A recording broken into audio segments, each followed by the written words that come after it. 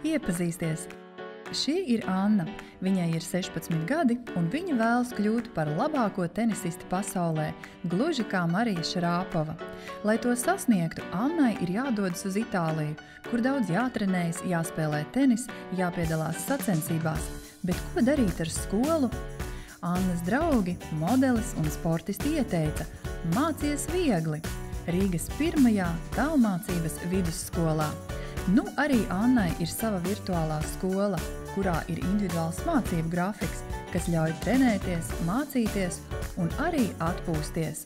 Pieejami digitāli mācību materiāli un iespēja tiešsaistē komunicēt ar skolotājiem, pildīt ieskaitus un sekot līdzi mācību procesam e-žurnālā.